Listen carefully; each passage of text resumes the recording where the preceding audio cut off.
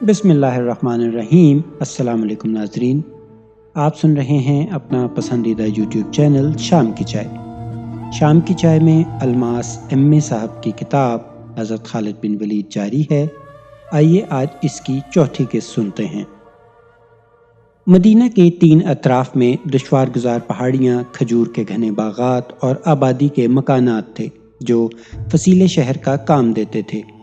صرف ایک سمت یعنی شہر کا شمالی حصہ کھلا تھا اور اس طویل حصہ کو ایک گہری اور چوڑی خندق سے گھیرا گیا تھا۔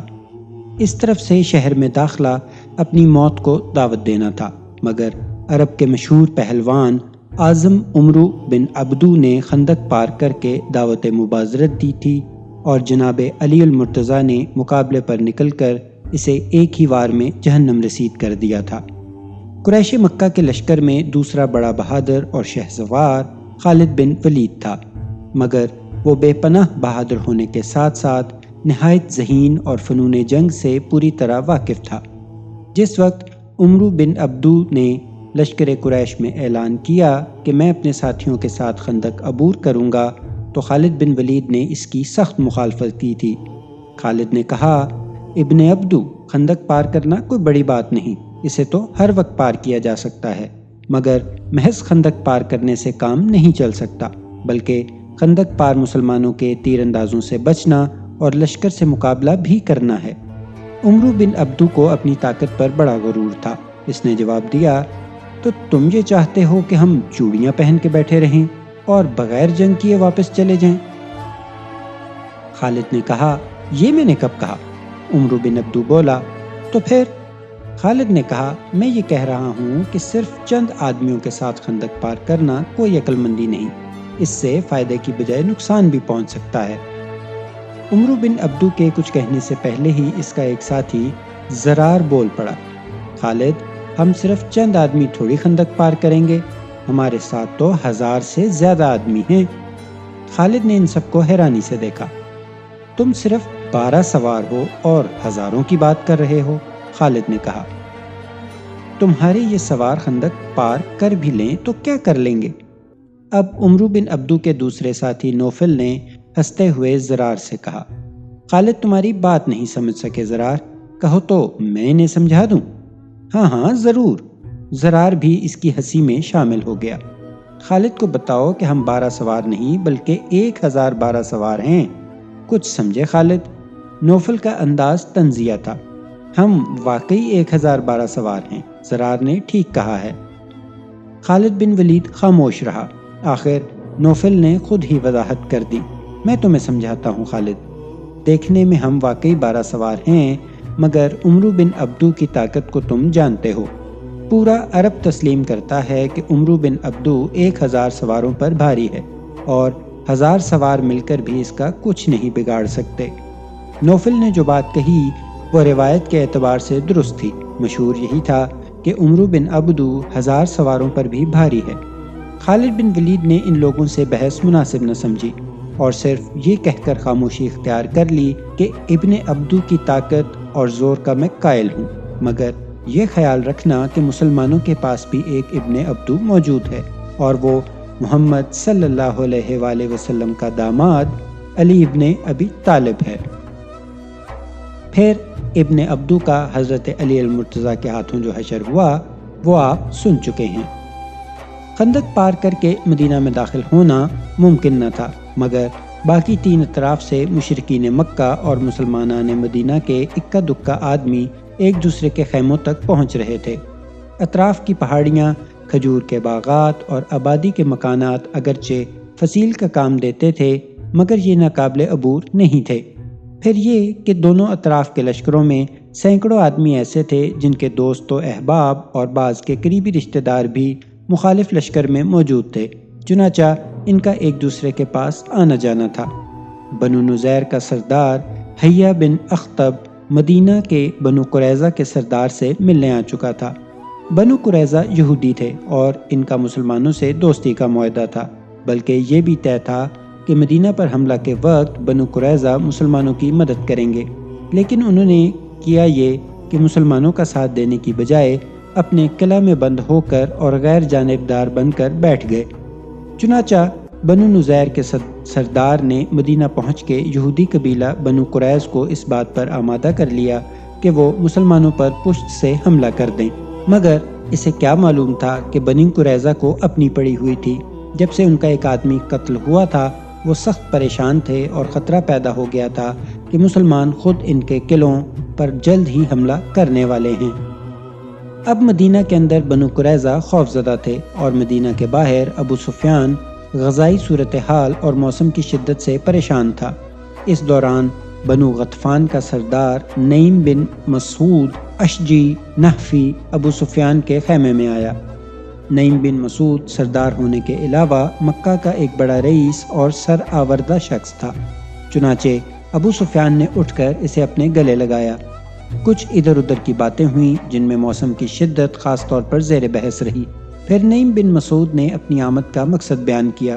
اس نے کہا، سردار آپ مجھ سے زیادہ عقل مند ہیں اور جنگی معاملات کو بہتر سمجھتے ہیں، پھر بھی آپ کا حلیف ہونے کی حیثیت سے میرا بھی فرض ہے کہ اگر کوئی بہتر صورت میرے ذہن میں آئے تو میں آپ سے بیان کروں، بشرطیہ کہ آپ کو ناگوار نہ گزرے۔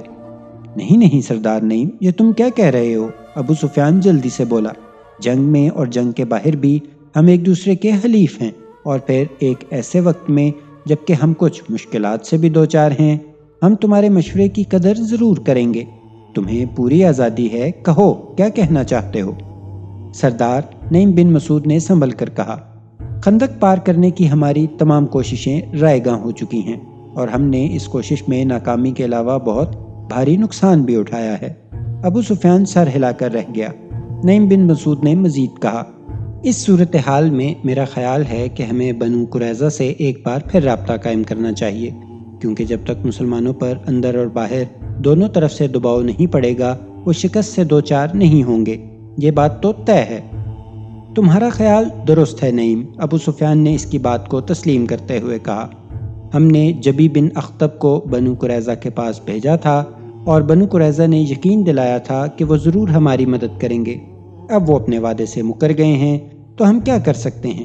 سردار ابو سفیان، نعیم نے زور دے کر کہا، ہم عالم جنگ میں ہیں اور ہمارا مقابلہ ایک زبردست دشمن سے ہے، اس لیے پیر پسار کر نہ بیٹھنا چاہیے۔ ہمیں کوشش کرنی چاہیے، غرض ہماری ہے، ضرورت ہمیں ہے۔ اگر بنو قریظہ اپنے وعدے سے پھر گئے ہیں تو ہمیں ان کو ان کا وعدہ یاد دلانا چاہیے، خواہ اس کے لیے ہمیں ہر روز اور بار بار مدینہ کا چکر لگانا پڑے۔ یہ بات تو ہے، ابو سفیان نے سر ہلایا، مگر اب بنو قریظہ کے پاس کس کو بھیجا جائے؟ اس خدمت کے لیے میں حاضر ہوں، نعیم بن مسعود نے جواب دیا۔ بنو قریظہ سے میرے بھی دیرینہ تعلقات ہیں، تو پھر دیر کس بات کی ہے؟ ابو سفیان فوراً بولا، تم آج ہی چلے جاؤ، چاہو تو ایک رہبر ساتھ لے جا سکتے ہو۔ میں اپنے بھتیجے ابن حاتم کو ساتھ لے جاؤں گا، نعیم نے جواب دیا، وہ کئی سال یہاں رہ چکا ہے۔ سپہ سالار ابو سفیان سے اجازت لینے کے بعد نعیم بن مسعود اپنے خیمہ پر واپس آیا۔ وہ جاتے وقت ابن حاتم سے کہہ گیا تھا کہ اگر ابو سفیان نے اسے اجازت دے دی تو وہ آج ہی مدینہ جائے گا۔ ابن حاتم، میں مدینہ جا رہا ہوں، اس نے اندر داخل ہوتے ہوئے کہا۔ بڑی خوشی کی بات ہے چچا جان، ابن حاتم نے قریب آ کر کہا۔ کاش میں… نعیم نے اس کی بات کاٹ دی، اور تم میرے ساتھ مدینہ چلو گے؟ سچ چچا جان؟ ابن حاتم خوشی سے اچھل پڑا۔ سچ اور بالکل سچ، نعیم بن مسعود نے مسکرا کر کہا۔ میں نے ابو سفیان سے کہہ دیا ہے کہ میرا بھتیجا ابن حاتم میرے ساتھ جائے گا، وہ احد کے پہاڑی راستوں اور مدینہ کی گلیوں سے خوب واقف ہے۔ ابن حاتم نعیم بن مسعود کے سب سے بڑے بھائی حاتم کا بیٹا تھا۔ قبیلہ بنو غطفان کا حاتم اپنے بال بچوں کے ساتھ مدینہ آ کے آباد ہو گیا تھا۔ حاتم کے مدینہ آنے کی اصل وجہ یہ تھی کہ وہ شروع ہی سے مذہبی دل و دماغ کا آدمی تھا، اور حضور اکرم صلی اللہ علیہ وآلہ وسلم نے جیسے ہی اسلام کا اعلان کیا تو وہ دل سے مسلمان ہو گیا، مگر اس نے یہ بات ظاہر نہ کی۔ پھر جب حضور مدینہ ہجرت فرما گئے تو وہ 2 سال بعد ہی یہ بھی ما اہل و عیال مدینہ پہنچ گیا، مگر اس کی عمر نے وفا نہ کی اور 1 ہی سال بعد اس کا انتقال ہو گیا۔ وہ سنہ 3 ہجری کا پورا شوب زمانہ تھا۔ جنگ احد کو ختم ہوئے چند ہی ماہ گزرے تھے کہ نعیم بن مسعود کو اپنے بھائی کے انتقال کی خبر ملی۔ اس وقت مدینہ میں کسی غیر مسلم کا داخلہ کسی طرح ممکن نہ تھا۔ بنو غطفان نے تو کھل کر مشرکین مکہ کا ساتھ دیا تھا، اس لیے وہ تو مدینہ جانے کا تصور بھی نہ کر سکتے تھے، مگر جیسا کہ کہا گیا ہے کہ نعیم بن مسعود بہت بااثر سردار تھا اور یہ بات مدینہ والے بھی جانتے تھے، اس لیے نہ مکہ والوں نے نعیم کو مدینہ جانے سے روکا اور نہ مدینہ والوں نے نعیم بن مسعود کو مدینہ میں داخل ہونے سے روکا۔ اس طرح نعیم بن مسعود اپنی بھاوج اور واحد بھتیجے ابن حاتم کو مدینہ سے مکہ لانے میں بآسانی کامیاب ہو گیا۔ بس پچھلے 2 سال سے ابن حاتم اور اس کی ماں نعیم بن مسعود کے زیر سایہ زندگی گزار رہے تھے۔ نعیم نے بھاوج کو مدینہ سے مکہ لانے کے بعد دوسری شادی کی اجازت دے دی تھی، مگر وہ دوسری شادی کرنے کی بجائے اللہ اللہ کرنے میں لگ گئیں۔ یہ کتنی عجیب بات تھی کہ نعیم بن مسعود نے اب تک اسلام قبول نہ کیا تھا، مگر وہ اپنی بھاوج کو اسلامی ارکان کی ادائیگی سے بالکل نہ روکتا تھا۔ اسی طرح جس گھر میں ایک مسلمان ماں بیٹے کا قیام تھا، اسی مکان میں مشرکین بھی رہتے تھے اور ان میں کوئی جھگڑا نہ تھا۔ نعیم بن مسعود نے ابن حاتم کو اس قدر محبت دی تھی کہ وہ باپ کا غم بھول گیا تھا اور نعیم ہی کو سب کچھ سمجھتا تھا۔ ابن حاتم اپنے چچا سے بہت چھوٹا تھا، لیکن چچا اس سے بے تکلف تھا، اور جب دونوں میں گفتگو ہوتی تو یہ اندازہ نہ ہوتا کہ وہ چچا بھتیجے ہیں یا گہرے دوست۔ نعیم بن مسعود سے ابن حاتم اس قدر بے تکلف ہو گیا تھا کہ اس نے چچا کو یہ بھی بتا دیا تھا کہ مدینہ میں اس کی منگیتر نوحہ رہتی ہے۔ یہی وجہ تھی کہ جب ابن حاتم کو یہ معلوم ہوا کہ نعیم بن مسعود مدینہ جا رہا ہے تو وہ خوش ہو گیا۔ پھر جب اسے یہ علم ہوا کہ چچا اسے بھی اپنے ساتھ مدینہ لے جائے گا تو اس کی خوشی کا کوئی ٹھکانہ ہی نہ رہا۔ اسے صبح سے شام کرنا مشکل ہو گیا۔ پھر جب رات گئے چچا بھتیجا احد کی پہاڑیاں پار کر کے پشت کی طرف سے مدینہ میں داخل ہوئے تو ابن حاتم کا دل بلیوں اچھل رہا تھا۔ مدینہ کی گلیوں پر میدان جنگ کا منظر طاری تھا، ہر طرف سناٹا چھایا ہوا تھا، دور دور تک کوئی فرد نظر نہ آتا تھا۔ نعیم بن مسعود نے چلتے چلتے رک کر پوچھا، ابن حاتم تمہاری منگیتر کا گھر کس جگہ ہے؟ ابن حاتم چچا کے اس سوال پر سٹ پٹا گیا۔ نعیم نے اسے تسلی دی، گھبراؤ نہیں ابن حاتم، میں دراصل بنو قریظہ کی طرف جا رہا ہوں اور کسی وجہ سے میں تمہیں وہاں نہیں لے جانا چاہتا۔ نعیم نے ذرا رک کر پھر کہا، کیا یہ ممکن ہے کہ میری واپسی تک تم اپنی منگیتر کے گھر ٹھہرے رہو؟ ابن حاتم خوشی سے دیوانہ ہو گیا۔ نعیم چچا آپ بالکل فکر نہ کریں، وہ مسکراتے ہوئے بولا، میں تو زندگی بھر وہاں ٹھہر سکتا ہوں، ابھی اس کا وقت نہیں آیا۔ نعیم نے سرگوشی کی، مگر امید رکھو کہ ایسا وقت بہت جلد آنے والا ہے جب ہمارے لیے مدینے کا راستہ ہمیشہ ہمیشہ کو کھل جائے گا اور ہم یوں رات کے اندھیرے میں چوروں کی طرح نہیں آئیں گے، خدا کرے جلد ایسا ہو۔ ابن حاتم نے بھی سرگوشی میں جواب دیا اور چچا کو لے کر ایک گلی میں گھوم گیا۔ تھوڑی دیر چل کر ابن حاتم نے ایک دروازے پر دستک دی۔ چند لمحوں بعد اندر سے کسی خاتون کی آواز ابھری۔ کون؟ خالہ میں ہوں ابن حاتم، اس نے کراری آواز میں جواب دیا۔ ارے تم ہو؟ اور دروازہ کھل گیا۔ ایک خاتون تیزی سے باہر آ گئی۔ تم ہو ابن حاتم میرے بیٹے؟ یہ کہہ کر خاتون نے اسے کھینچ کر سینے سے لگا لیا۔ خالہ جان، ابن حاتم نے وقت کی نزاکت کا احساس کرتے ہوئے کہا، اندر چلیے، باہر کھڑا ہونا ٹھیک نہیں۔ خالہ کو بھی احساس ہو گیا، وہ جلدی سے الگ ہو گئیں۔ قریب ہی نعیم بن مسعود کھڑا تھا۔ ابن حاتم نے فوراً کہا، یہ میرے چچا نعیم ہیں، تفصیل اندر چل کر بتاؤں گا۔ پھر اس نے چچا سے کہا، چچا جان یہ ہیں نوحہ کی والدہ۔ سلام خاتون، نعیم نے ان کی طرف دیکھ کر کہا، پھر ابن حاتم کی طرف جھک کر سرگوشی کی، تفصیل بتانے میں احتیاط کرنا، اور تیز تیز قدم اٹھاتا ہوا نعیم واپس ہو گیا۔ ابن حاتم کی خالہ نے شکوہ کیا، بیٹے تمہارے یہ کیسے چچا ہیں؟ ہمیں 2 گھڑی مہمان نوازی کا موقع بھی نہیں دیا۔ بھلا ایسی بھی کیا جلدی؟ نوحہ سنے گی تو مجھ پر ناراض ہوگی کہ میں نے تمہارے چچا کو باہر ہی سے کیوں رخصت کر دیا۔ ابن حاتم نے کوئی جواب نہ دیا، وہ مسکرایا اور خالہ کا ہاتھ پکڑے گھر کے اندر چلا گیا۔ نعیم بن مسعود گلی سے باہر نکلا تو اسے مسلمانوں کا ایک فوجی دستہ آتا دکھائی دیا، جس میں بمشکل 10 سپاہی تھے۔ یہ افراد تھوڑی تھوڑی دیر کے بعد اللہ اکبر کا نعرہ لگاتے تھے۔ یہ ان کے گشت کا وقت تھا۔ جنگ خندق غزوہ احزاب کے وقت مسلمانوں کے لشکر کی تعداد صرف 3000 تھی اور حملہ آور مشرکین کی تعداد 10 سے 40,000 تک بتائی گئی ہے۔ سالار لشکر اسلام نبی کریم صلی اللہ علیہ وآلہ وسلم اور یہودی قبیلہ بنو قریظہ کے سردار کے مابین ایک جنگی معاہدہ ہوا تھا، جس میں یہ شک موجود تھی کہ اگر مدینہ پر کوئی بیرونی طاقت حملہ کرے گی تو بنو قریظہ مسلمانوں کے ساتھ مل کر دشمن کا مقابلہ کریں گے۔ یہودی ہمیشہ سے جھوٹے، بددیانت اور مکار رہے ہیں۔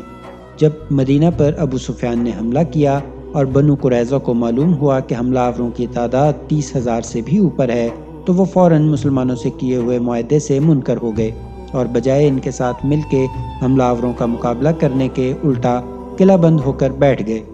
یہی نہیں بلکہ انہوں نے مدینہ میں گڑبڑ پھیلانے کے لیے مسلمان خواتین اور بچوں کے لیے محفوظ قلعہ پر بھی حملہ کی کوشش کی، جس کا حال پہلے بتایا جا چکا ہے۔ مسلمانوں کے پاس اتنا لشکر نہ تھا کہ یہودیوں کی بددیانتی کے خلاف ایک اندرونی محاذ بھی کھول سکتے۔ پھر انہوں نے اس خیال سے کہ کہیں بنو قریظہ خود ان پر حملہ نہ کر دیں، 200 فوجیوں پر مشتمل ایک فوج الگ کر دی، جسے 10-10، 15-15 کے دستوں میں تقسیم کر دیا گیا۔ ان دستوں کا کام یہ تھا کہ وہ رات بھر مدینہ کی گلیوں اور بنو قریظہ کے محلوں کے ارد گرد چکر لگاتے اور نعرہ تکبیر بلند کرتے رہتے تاکہ یہودیوں کو یہ معلوم ہو کہ مدینہ کے اندر بھی فوج موجود ہے۔ نعیم بن مسعود کی ایک ایسے ہی گشتی دستہ سے مڈ بھیڑ ہو گئی۔ انہوں نے سردار دستہ سے درخواست کی کہ مجھے فوراً رسالت مآب صلی اللہ علیہ وآلہ وسلم کے حضور لے چلو، میں قریش کا ایک خاص پیغام لے کر آیا ہوں۔ یہاں پر یہ بتا دینا ضروری ہے کہ نعیم بن مسعود اشجعی مسلمان ہو گئے تھے اور اس کی اطلاع نبی کریم صلی اللہ علیہ وآلہ وسلم تک پہنچ گئی تھی۔ نعیم نے مکہ چھوڑ کر مدینہ آنے کی خواہش کا اظہار بھی کیا تھا، مگر حضور پاک صلی اللہ علیہ وآلہ وسلم نے انہیں مصلحتاً مکہ میں ٹھہرے رہنے کا حکم دیا تھا تاکہ مکہ میں موجود مسلمانوں کی ڈھارس بندی رہے۔ حضور صلی اللہ علیہ وآلہ وسلم نے نعیم کو اس بات کا بھی حکم دیا تھا کہ وہ مکہ والوں کے سامنے اپنے اسلام لانے کا بھی اظہار نہ کریں اور حضور پاک کے حکم کا انتظار کریں۔ یہی وجہ تھی کہ نعیم بن مسعود اپنے قبیلہ کے ساتھ لشکر مکہ میں شامل ہو کے مدینہ آئے تھے۔ حضور پاک صلی اللہ علیہ وآلہ وسلم جنگ کے دوران رات میں قطعی نہ سوتے تھے، چنانچہ جب آپ کو اطلاع دی گئی کہ مشرکین مکہ کے لشکر سے نعیم بن مسعود آئے ہیں اور قدم بوسی کے لیے اذن نبوی کے منتظر ہیں تو آپ نے ان کو فوراً اپنے حضور طلب فرما لیا۔ رسالت مآب صلی اللہ علیہ وآلہ وسلم اور نعیم بن مسعود میں صرف چند منٹ کی گفتگو ہوئی۔ اس کے بعد نعیم باہر آئے اور ایک رہبر کے ساتھ بنو قریظہ کے محلوں کی طرف روانہ ہو گئے۔ جنگ خندق جاری تھی، اس لیے بنو قریظہ کے یہودی بھی محتاط رہتے تھے۔ رات بھر ان کے پہرے دار چوکس رہتے تھے اور محلوں میں ان کا گشت بھی جاری رہتا تھا۔ وہاں پہنچ کے نعیم بن مسعود نے ایک یہودی پہرے دار کے ذریعے بنو قریظہ کے سردار کے پاس پیغام بھجوایا کہ قریش مکہ کا سردار نعیم بن مسعود اشجعی اس کی ملاقات کو آیا ہے اور فوراً ملنا چاہتا ہے۔ نعیم کا یہ پیغام بنو قریظہ کے سردار کو جگا کر پہنچایا گیا۔ قریش مکہ کے ایک سردار کا اتنی رات گئے مدینہ میں آنا بھی ایک اہم خبر تھی۔ یہودی سردار بدحواس ہو کر قلعہ کے صدر دروازے کی طرف بھاگا۔ اس کے آدمیوں نے نعیم بن مسعود کو مہمان خانے میں پہنچا دیا تھا، جو صدر دروازے کے قریب ہی واقع تھا۔ بنو قریظہ کا سردار نعیم سے بڑے اخلاق سے ملا۔ اس نے دریافت کیا، لشکر قریش کے سپہ سالار ابو سفیان کا کیا حال ہے؟ نعیم بن مسعود نے جواب دیا، ابو سفیان بالکل خیریت سے ہیں۔ انہوں نے آپ کا شکریہ ادا کیا ہے کہ آپ غیر جانبدار ہو کر قلعہ بند ہو گئے ہیں۔ بنو قریظہ کا سردار نعیم کے اس جواب سے مطمئن ہونے کی بجائے اور زیادہ پریشان ہو گیا۔ اس نے گھبرا کے سوال کیا، شکریہ تو اس وقت ادا کیا جائے جب قریش مکہ ہمارے غیر جانبدار رہنے سے فتح حاصل کر سکیں۔ میں تو سمجھا تھا کہ آپ کوئی خوشخبری لائے ہوں گے، خالی شکریہ سے تو ہمارا کوئی بھلا نہ ہوا۔ دیکھیے سردار، نعیم نے بڑی ہوشیاری سے کہا، لشکر قریش مکہ کا سردار آپ کا اس لیے شکر گزار ہے کہ آپ کے غیر جانبدار ہو جانے سے مسلمان گھبرائے ہوئے ہیں۔ چونکہ آپ قلعہ بند ہیں، اس لیے مسلمان خندق سے نکل کر قریش مکہ پر حملہ نہیں کرتے۔ مسلمانوں کا خیال ہے کہ اگر وہ خندق سے نکل کے ابو سفیان کے لشکر پر حملہ کریں گے تو ان کا اندرونی محاذ کمزور ہو جائے گا، کیونکہ انہیں خطرہ ہے کہ کھلی جنگ شروع ہوتے ہی بنو قریظہ اپنے قلعہ سے نکل کر مدینہ میں ادھم مچا دیں گے۔ بنو قریظہ کا سردار اور بھی گھبرا گیا۔ اس نے دریافت کیا، سردار، آخر آپ کا لشکر مسلمانوں کو کب تک شکست دے سکے گا؟ ہم قلعہ بند ہو کر بہت زیادہ پریشان ہیں۔ اگر ابو سفیان مسلمانوں کو شکست دینے میں کامیاب نہ ہوئے تو ہم لوگوں کا کیا بنے گا؟ ہم نے تو ابو سفیان کے کہنے پر ہی غیر جانبداری کا یہ رویہ اختیار کیا ہے۔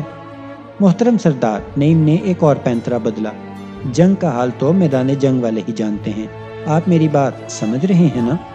ٹھیک، بالکل ٹھیک، یہودی سردار نے فوراً تائید کی، آپ صحیح کہہ رہے ہیں۔ تو پھر میری بات غور سے سنیے، نعیم بن مسعود نے بڑے استقلال سے کہا، ہمارا لشکر مسلمانوں کو شکست نہیں دے سکتا، ہم تو مسلمانوں سے کھلے میدان میں جنگ سے بچنے کے لیے محاصرہ اٹھا کر واپس جانا چاہتے ہیں۔ کیا کہا آپ نے؟ یہودی سردار اٹھ کر کھڑا ہو گیا، کیا قریش واقعی واپس جا رہے ہیں؟ محترم سردار، نعیم نے جواب دیا، میں آپ کا ہمدرد ہوں اور نہیں چاہتا کہ جنگ میں آپ کے آدمی بھی ضائع ہوں۔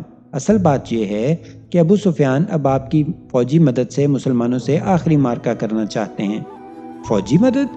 بنو قریظہ کا سردار بدحواس ہو گیا، میں سمجھا نہیں۔ میں بتاتا ہوں آپ کو، نعیم نے سنجیدگی سے کہا، ابو سفیان 2-1 روز میں آپ پر زور دیں گے کہ آپ قلعہ سے نکل کر مسلمانوں پر زوردار حملہ کر دیں۔ مگر اس سے انہیں کیا فائدہ ہوگا؟ بنو قریظہ کا سردار بے حد بخلایا ہوا تھا، ہم تنہا تو مسلمانوں کو شکست نہیں دے سکتے۔ میں آپ کی مجبوری سمجھ رہا ہوں مگر وہ نہیں سمجھتے۔ نعیم نے جلتی پر اور تیل ڈالا۔ جس طرح انہوں نے خندق پار کرنے کی کوشش میں اپنے بہت سے بہادروں کی بھینٹ چڑھا دی ہے، اسی طرح وہ چاہتے ہیں کہ آپ کے کچھ بہادر ضائع ہوں اور آپ میں اور مسلمانوں میں ہمیشہ کے لیے دشمنی پیدا ہو جائے۔ بات تو سوچنے کی ہے، یہودی سردار نے سر ہلاتے ہوئے کہا، یہ لوگ تو لڑ بھڑ کر مکہ چلے جائیں گے اور ہم مسلمانوں کے لیے ہمیشہ کو برے ہو جائیں گے۔ سردار، نعیم نے واضح الفاظ میں کہا، میں ہمیشہ سے آپ لوگوں کا دوست ہوں، میں نہیں چاہتا کہ آپ لوگوں کا نقصان ہو۔ بہتر تو یہ ہے کہ آپ مسلمانوں سے جنگ کرنے سے صاف انکار کر دیں، اس طرح آپ مسلمانوں کی نظروں میں تو ذلیل خوار نہیں ہوں گے۔ یہ تم نے ٹھیک کہا سردار نعیم۔ بنو قریظہ کا سردار اکڑ گیا، تم واپس جا کے ابو سفیان سے کہہ دو کہ بنو قریظہ مسلمانوں سے جنگ نہیں کریں گے۔ میں تو کہہ دوں گا سردار، مگر نعیم کہتے کہتے رک گئے، پھر بولے، انکار کرنے کا یہ طریقہ نہیں ہے۔ پھر کون سا طریقہ ہے؟ یہودی سردار الجھن میں پڑ گیا، تم ہی بتاؤ کوئی ترکیب۔